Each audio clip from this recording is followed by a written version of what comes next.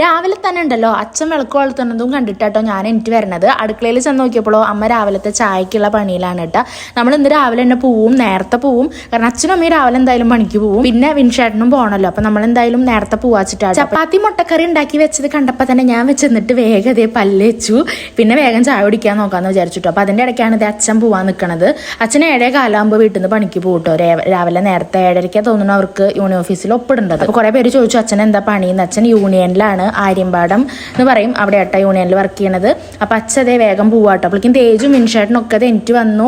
വിൻഷേട്ടന്റെ കുളിയും എന്റെയും എല്ലാതും കഴിഞ്ഞു കേട്ടോ. തേജുവിന്റെ നമ്മൾ കുളിപ്പിച്ചിട്ടൊന്നും ഉണ്ടായിരുന്നില്ല, പല്ലേപ്പിച്ചിട്ട് കൊണ്ടുപോവുക ചെയ്ത്. ഞങ്ങളൊരു 7:45 വീട്ടിൽ നിന്ന് ഇറങ്ങണം എന്നുള്ളൊരു പ്ലാൻ ആട്ടോ. അങ്ങനെ ഇത് അച്ഛൻ പോയ വഴിക്ക് നമ്മൾ പിന്നെ ചായ കുടിക്കായിരുന്നു. അപ്പൊ അതേ ചപ്പാത്തിയും മുട്ടക്കറിയും അമ്മ ഉണ്ടാക്കിയിട്ടുണ്ടായിരുന്നു. വിൻഷേട്ടൻ വന്നോണ്ടാട്ടോ ഞാൻ ഇത്ര നേരത്തെ പോണത്. അല്ലെങ്കിൽ പിന്നെ ഞാൻ രാവിലെ 9:30 ബസ്സൊക്കെ ഉണ്ട്. അപ്പൊ അതിനെങ്ങാനും തേജും കൂടി പോവാന്ന് വിചാരിച്ച്. അപ്പൊ എന്തായാലും വിൻഷേട്ടൻ വന്ന സ്ഥിതിക്ക് വിൻഷേട്ടന്റെ കൂടെ നമുക്ക് നേരത്തെ പോവാലോ. അങ്ങനെ അത് ഞങ്ങൾ കഴിക്കലൊക്കെ കഴിഞ്ഞിട്ട് ഇറങ്ങുകയാണ്. അപ്പൊ അമ്മ അത് ഉച്ചത്തേക്കുള്ള കറിയും കാര്യങ്ങളൊക്കെ തന്നയച്ചു കേട്ടോ. ഇനി വീട്ടിൽ ചെന്നാൽ നീ ചോറ് വെച്ചാൽ മതി എന്നും പറഞ്ഞിട്ട്.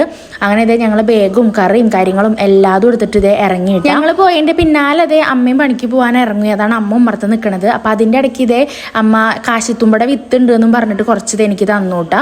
പിന്നെ അതൊക്കെ എടുത്തിട്ട് ഇതേ ഞങ്ങൾ പോവാൻ നിൽക്കുകയാണ് കേട്ടോ. അമ്മ അമ്മയുടെ കൂടെ ഉള്ളവരെ കാത്തിട്ടാണ് നിൽക്കുന്നത്. അങ്ങനെ ഇതേ ഞങ്ങൾ നേരെ വീട്ടിൽ പോയിട്ട് വീട്ടിലെത്തിയ പാടത്ത് തന്നെ അതേ നല്ല മഴ കിട്ടിയിട്ട് ഞങ്ങൾ എത്തിയതും നല്ല മഴ പെയ്തു. അപ്പോൾ വിൻഷേട്ടൻ ഒന്ന് ലോക്കായിട്ടോ.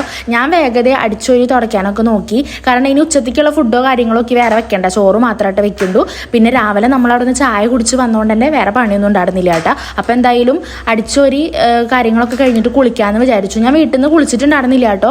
എന്നിട്ട് ഇതേ നമ്മുടെ ബ്രഷും കാര്യങ്ങളൊക്കെ ചെയ്തു.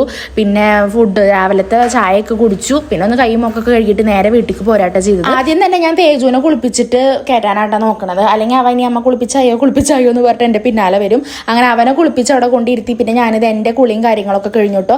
ഇന്നും എനിക്ക് തിരുമ്പൽ നടന്നില്ല, കാരണം മഴ പെയ്യുന്നുണ്ടായിരുന്നു. അങ്ങനെ അതേ തേജുവിന് ചായക്ക് എന്താ വേണ്ടി, ഇനി വിശക്കുണ്ടോ എന്നിട്ട് ഞാൻ ചോദിച്ചത്. അപ്പോൾ അവന് വിശക്കണില്ല, ചപ്പാത്തി കഴിച്ചുകൊണ്ടേ തോന്നുന്നു. അപ്പം ഞാൻ വേഗം കൈയോടെ അതേ ചോറിനുള്ള വെള്ളം വെച്ചു കേട്ടോ. പിന്നെ അതേ അമ്മ തന്നയച്ച കറിയും കാര്യങ്ങളൊക്കെ അതേ പാത്രത്തിലേക്ക് മാറ്റുന്നുണ്ട്.